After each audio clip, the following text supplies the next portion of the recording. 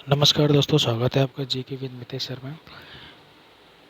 जो वैदिक सभ्यता के बाद में जो पढ़ने वाले हैं वो है एक तो जैन धर्म और बौद्ध धर्म। इसमें जो एक तो महावीर स्वामी हैं और जो गौतम बुद्ध उनके बारे में पढ़ना स्टार्ट कर रहे हैं। नोट्स देखिए, ये जो दे रखा है इसमें कुंडग्राम और ये पावापुरी। तो ये कुंडग्राम में जो महावीर स्वामी का जो जन्म है वो इसमें होता है कुंडग्राम में 599 में। और जो पावापुरी है 527 में ईसा पूर्व में, 527 ईसा पूर्व में महावीर स्वामी का जो मृत्यु होते हैं, मोक्ष जिसको निर्वाण बोलते हैं, वो होता है। ठीक है, तो आइए शुरू करते हैं। देखिए, 13 तीर्थकर होते हैं पार्श्वनाथ। पहले पहले पहले होते हैं ऋषभदेव और 23 होते हैं पार्श्वनाथ और 24 होते हैं महावीर स्वामी। ये महावीर स्वामी से 250 वर्ष पहले थे पार्श्वनाथ। ठीक है, महावीर स्वामी से 250 वर्ष पहले थे पार्श्वनाथ। आइए आगे बढ़ते हैं। महावीर स्वामी जन्म हुआ था इनका बिहार में जो वैशाली है, वैशाली में कुंडग्राम में 599 ईसा पूर्व में, 599 ईसा पूर्व में। ठीक, बाल्यकाल का नाम इनका था वर्धमान, पिता का नाम सिद्धार्थ था, माता का नाम त्रिशला और पत्नी का नाम यशोदा। इनकी पत्नी का नाम यशोदा था और गौतम बुद्ध की पत्नी का नाम वो था यशोधरा। दोनों में काफ़ी मेल जोल है। इनकी पत्नी का नाम यशोदा, गौतम बुद्ध की पत्नी का नाम यशोधरा। देखिए, एक है ये जो सिद्धार्थ है, ये गौतम बुद्ध के बचपन का नाम है, यह इनके पिता का नाम है। ठीक है, मिक्स मत कर दीजिएगा। बाल्यकाल का नाम था वर्धमान, पिता का नाम सिद्धार्थ, माता का नाम त्रिशला और पत्नी का नाम यशोदा। 30 वर्ष की उम्र में इन्हें घर त्याग कर दिया और संन्यास धारण कर लिया। 12 वर्ष की तपस्या के बाद यानी 42 साल की उम्र में इनको कैवल्य ज्ञान प्राप्त हुआ। इन्होंने जैन धर्म के 3 सिद्धांत बताए हैं। ये जो क्लास छठी है इसके अनुसार है, बहुत जो टॉपिक है कम है। अभी इसके बाद 9वीं क्लास में टॉपिक इसके थोड़े बताए गए हैं। तो अभी ये जहाँ तक है वो देखिए। जैन धर्म के त्रिरत्न है सम्यक ज्ञान, सम्यक दर्शन, सम्यक चरित्र। सम्यक ज्ञान, सम्यक दर्शन, सम्यक चरित्र। ठीक है, 5 महाव्रत पर जोर दिया है समर्थ स्वामी ने। अहिंसा, सत्य, अस्तेय, अपरिग्रह, ब्रह्मचार्य। अहिंसा का मतलब है हिंसा मत करो, सत्य बोलो, अस्तेय मतलब चोरी मत करो, अपरिग्रह आवश्यकता से अधिक अर्जन न करो और ब्रह्मचार्य यानी इंद्रियों पर नियंत्रण। 72 वर्ष की आयु में 527 ईसा पूर्व में पावापुरी यानी बिहार में निर्माण हुआ। यानी कि जो जन्म है वो भी बिहार में और जो मृत्यु है वो भी बिहार में, अलग अलग समय अलग अलग जगह है। जन्म कुंडग्राम 599 ईसा पूर्व, पावापुरी 527 में, निर्वाण मोक्ष। आइए आगे बढ़ते हैं। गौतम बुद्ध की बात करें तो गौतम बुद्ध जो जन्म होता है इनका वो होता 563 ईसा पूर्व में, 563 ईसा पूर्व में। जब महावीर स्वामी का जब संन्यास चल रहा था उस समय इनका जन्म होता है 563 ईसा पूर्व में। और इनका जो निर्वाण होता है वो होता है 483 ईसा पूर्व में। ठीक है, करीबन 80 साल का जो गैप है, 80 साल का जो गैप है वो इसमें होता है, यानी 80 साल की उम्र में इनका मोक्ष होता है। आइए देखते हैं।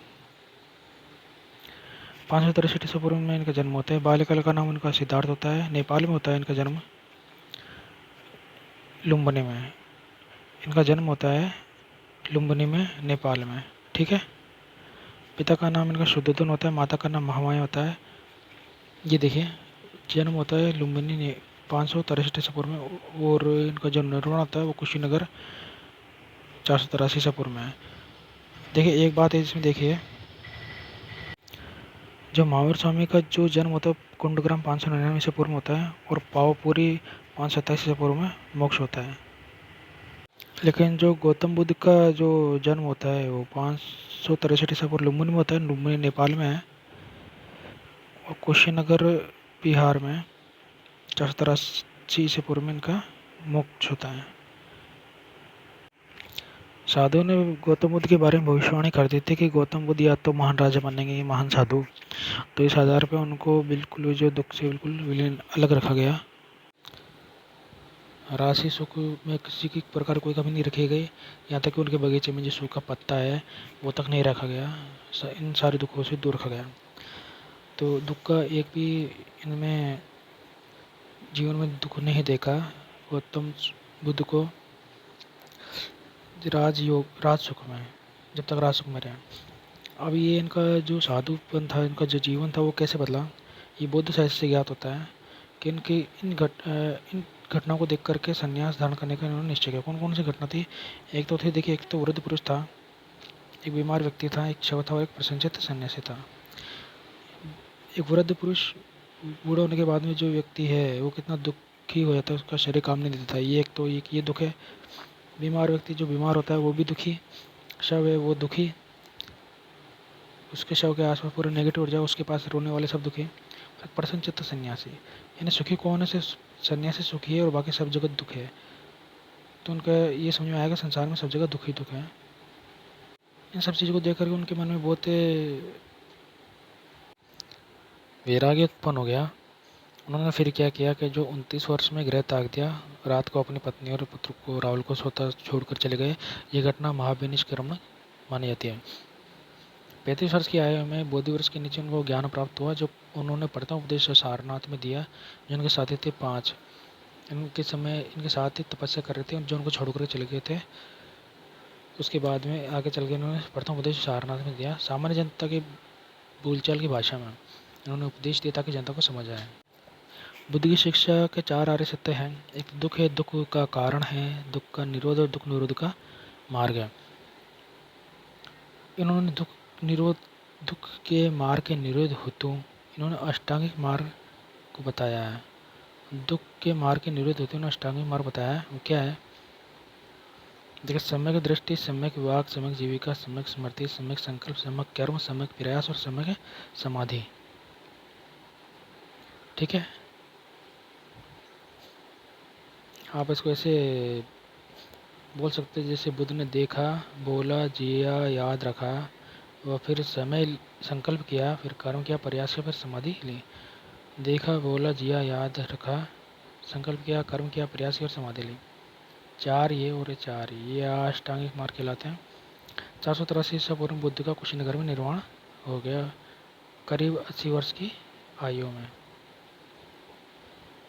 बौद्ध ग्रंथ में 3 ग्रंथ बताए गए। बौद्ध ग्रंथ में 3 है ज़्यादातर खास। एक विनय पिटक, एक सुत्त पिटक और एक अभिधम पिटक। पिटक का मतलब होता है टोकरी। विनय पिटक, सुत्त पिटक और अभिधम पिटक। वैसे टोकरी नहीं है, लेकिन इसका एक नाम रख दिया है ताकि इसमें जो भंडार भरा के जाए वो ये ज्ञान का हो। विनय पिटक होता है भिक्षुओं के नियमों का संग्रह। भिक्षुकों हेतु नियमों का संग्रह। जो भिक्षुक है उनके नियमों का संग्रह कि कैसे उनका जीवन यापन हो, कैसे वो बौद्ध ग्रंथ के जो अनुसार अपना जीवन यापन करे और बौद्ध धर्म को जो है अनुसार उसके चले, और जो आम जनता, आम नागरिक जनता, उनको बौद्ध धर्म की शिक्षा दें। सुत्त पिटक के बुद्ध की शिक्षा इसमें बता रखी है। ठीक है, और अभिधम पिटक इसमें बुद्ध के जो दर्शन और सांसारिक ज्ञान का जो विषय है उसमें इसमें बता रखा है। तो दोस्तों, ये जो क्लास 6 की जो है किताब से जो नोट्स बनाए गए हैं वो यहीं समाप्त होते हैं।